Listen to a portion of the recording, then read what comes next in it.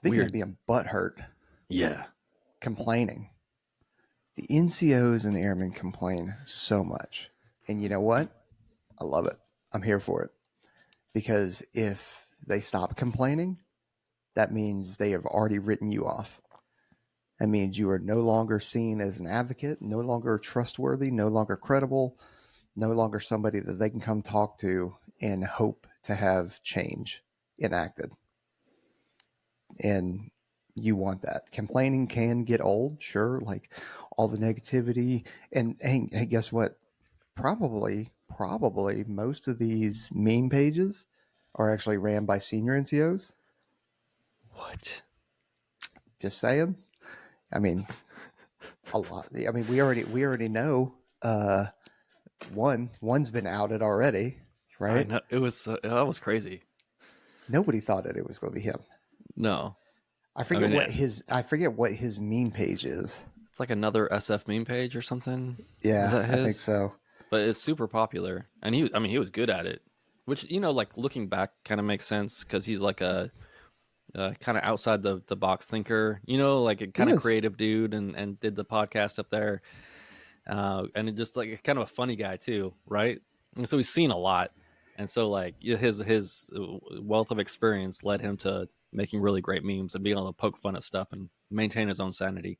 Yeah, which is probably extremely important to him. If you guys aren't tracking who we're talking about Matt Parrish. Way to go, Matt! You lied to us. Strung us along for years. But yeah, complaining is important. Um, and when you hear people complain, whether it's airmen, NCOs, senior NCOs, and officers, it's the reason why is because they care. They're passionate about it. Some of it's probably sport bitching. Yeah, yeah. It's your job as an NCO and an airman to do that. I think that's culturally what you're supposed to do, right?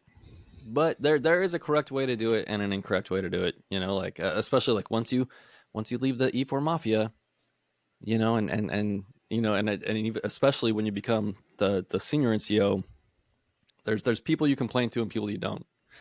And like when you're talking to your airmen about things that are wrong, like you got to understand that you're seen as them and you should be working the solutions. When you're E5 E6 and you complain up to the E7 should be like, yeah, I understand, but just you know there's a time and a place when like in the team room when we can all get together and just let loose This a is little bit. bullshit. Yeah. But when it comes time to execution, right? Like it's like mission planning, right? Mission planning, everybody has a voice. When it comes to execution, do your job, do what I tell you to do. So like there's a time and a place for everything. But yeah, if people didn't care, like, and we've seen this where they just don't complain, they just show up and what did Aaron call that thing? Uh, the compliance where you just do exactly what they tell you to do. Hmm. Well, you're Uh, basically a robot at that point. yeah, you just do the bare minimum. And is that what you want out of people? Like your people that aren't complaining are typically going to be your bare minimums, that are just treating it like a regular job. Yeah, So I'm totally setting myself up. I can totally see it now. Freaking, I tell everybody they need to be complaining. My office is going to be filled with people now. just Just hide under hey, your desk. you wanted this, all right? But I mean, like I said, complaining is important just because some of that is in complaining and talking it through could be the exact same thing, but there can be good ideas and good solutions brought about by that, and it forces you to listen, or it could force you to listen and enact some of those changes, or at least recognize that there's a problem.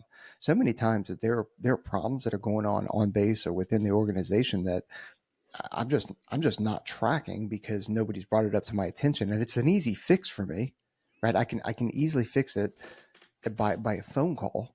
Um, like there was a major that wasn't getting his housing allowance for better part of 6 months, and he had submitted trouble tickets. He had gone over there, and they were like, "Yeah." Every time they told him, "All right, it'll get fixed. It'll be fixed."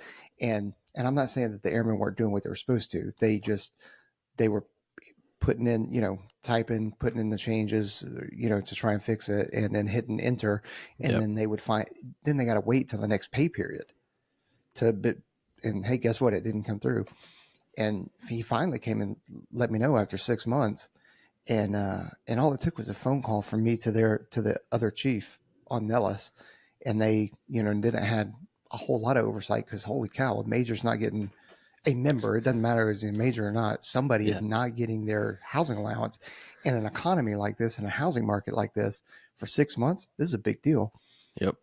One phone call, I think the next pay period, he had gotten all that back pay, all of it, Yep. which was good for him.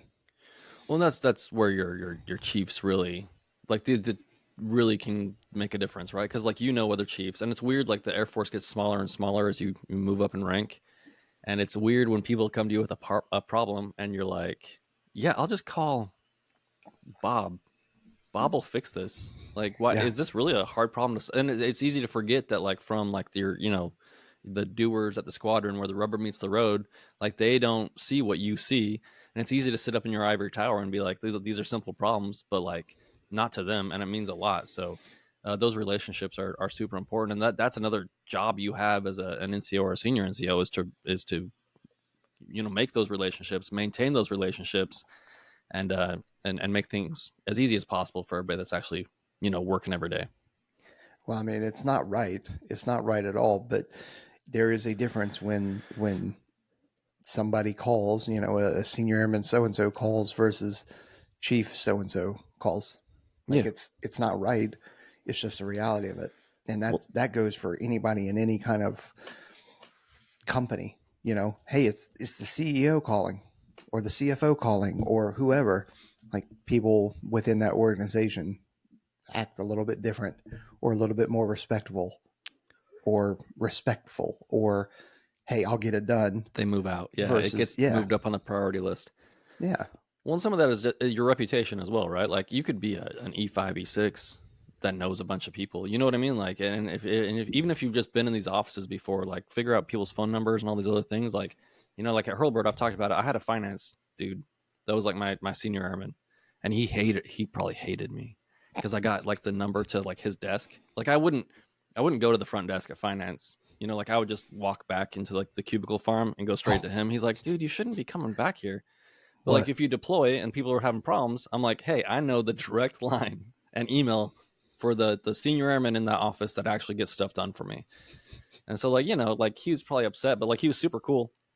And like you just got to get that stuff done. So Yeah, sometimes the processes they have set up are not ideal and not conducive to 24-hour operations, alert operations, blowouts. They're not conducive to it because some of them are banking hours, and that's because, and I am not sticking up for their banking hours at all. So here we let's be go. clear about that.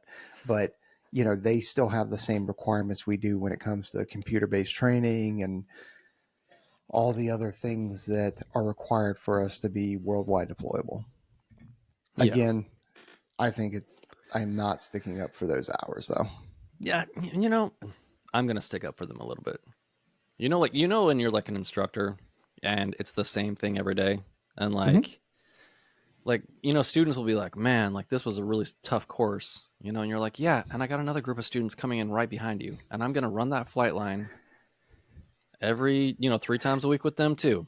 And then once you guys are gone, guess what I'm going to do? I'm going to do it with the next class.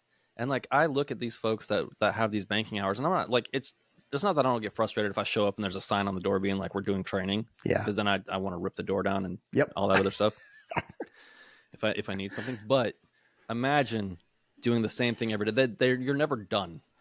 You are never done with anything. Like that. Like it's every day. There's another idiot that looks like me showing up that thinks that they have the most important problem in the world, because it is to me. And like you finish it, and what do you get for your troubles? You get another idiot at your desk doing the same thing over and over and over again. It's never ending. So like if you expect those people to answer the phone at 2 o'clock in the morning, like you're just gonna kill people. And also they're sitting at that. I don't know. I couldn't do it. I couldn't sit Yeah. at the desk with those stupid lights over my head. Ugh. Well, that's why we do what we do. But Yeah. they're undermanned too. Those folks that are working the banking hours are undermanned as well. Yeah. They are, and and it sucks for your security forces, your maintainers, and that kind of stuff that are working swings and mids and all kinds of hours, and they don't have the opportunity to just pop out during lunch and go see finance or something like that. You know what though? Like as we say that, we say they're undermanned, especially like with the security forces and a few of these other ones.